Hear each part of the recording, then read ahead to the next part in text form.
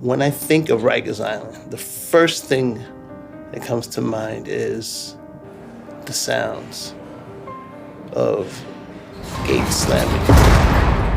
I remember the smell. I mean, all of those things combined just makes it a horror story. It's horrible. There's a punitive smell. There's this odor that's within the walls, that's in the air, that's just everywhere that you go on Rikers Island. We had sewage that used to come up in the day room, and the officers would just lock us in our cells. My name's Kendra Clark. My name is Sharon White Harrigan. My name is Marvin Mayfield. I've been to Rikers Island. By 2010, that was my first experience on Rikers Island. I get the idea of people needing to be accountable for their actions. You know, I don't want to diminish people's behavior. What I do want is for people to recognize that everyone has a story. I got arrested for defending myself against an attempted rape.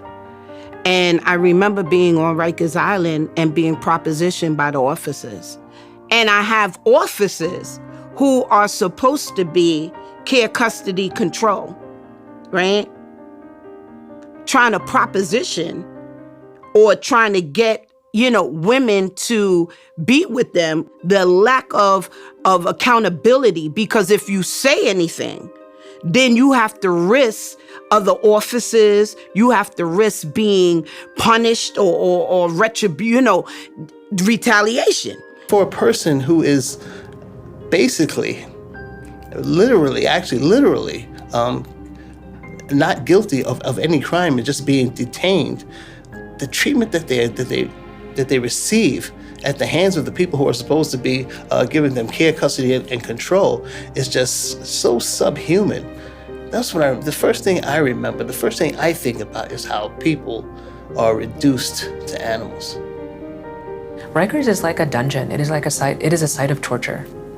I think there's no getting around that.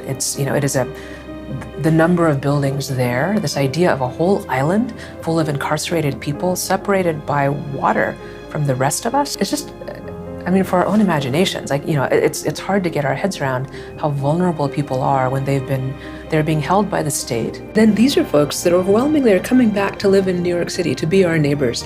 So you have people horribly traumatized, brutalized, isolated in this place, and then put them back out on 125th Street and expect them to cope. Jails work on a revolving door syndrome. You go in, you come out, you come back and forth, back and forth. I would like to see community-based facilities that allow people to get the help that they need. For our women on Rosie's, 75% have mental health, 85% are single mothers, 90% experience sexual and physical abuse as children. The problem with Rikers now is it's one way in, one way out of sight, out of mind. The plan that we propose is based on a locally centered approach that has local jails near the downtown courthouses where families can easily get there to visit their loved one. But if you have to be incarcerated, we want a place that's close by so local services can help you rather than to being in some distant place. This is what caring for one another looks like. This is what a community looks like. This is still New York City, right? We're all still citizens of this city, and we have to work together to make these changes.